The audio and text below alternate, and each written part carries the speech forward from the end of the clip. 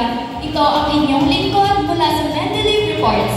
Sa ating balita ngayon ay babalikan natin ang pinagmulan at kabihasnan ng kabihasang Ehipto.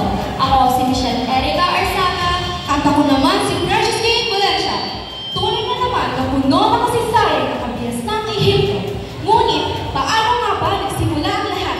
Ano ang mga pangyayari na nagbigay buhay sa isa sa pinakamahalagang kultura sa kasaysayan ng sakatauhan?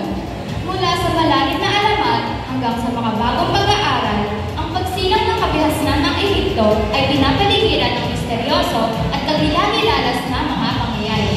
Ayon sa mga eksperto, ang unang pamayanan sa mga bangka ng ilog Nile ay nagsimula noong 5,000 BCE. Tama nga, Erika. Ang ilog Nile ay naglaro ng napakalaking papel sa pagdad ng kabihasnang Ehipto. Ang taunang pagbaha nito ay nagdulot ng malalim at matabang lupa na naging sagana sa ating agrikultura. Ngayon na alam natin kung paano nagsimula ang kabihasnan ng Ehipto, pag-usapan naman natin ngayon ang kanilang kontribusyon. Ang pinaka-popular na kontribusyon ng Ehipto ay ang Piramida ng Giza. Ang Piramida ng Giza ay pinatayo ni Khufu o tinatawag ding Cheops, ang paraon na papatayo ng mga piramide.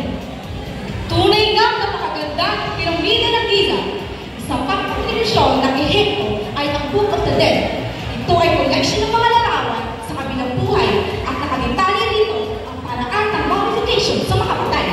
Ang sumunod naman na kontribusyon ay ang hieroglyphics.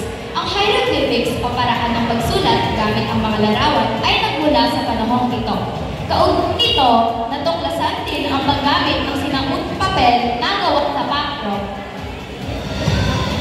Tuhayan natin ang pagpatuloy na pagpapalawak at paglago ng kaalaman mula sa iba't ibang kontribusyon ng kabihasnang Ehipto. Ito ang Mendeley Reports sa inyong tagapagbalita sa mga pahalagang pangyayari at kaalaman mula sa iba't ibang panig ng mundo. Muli, ako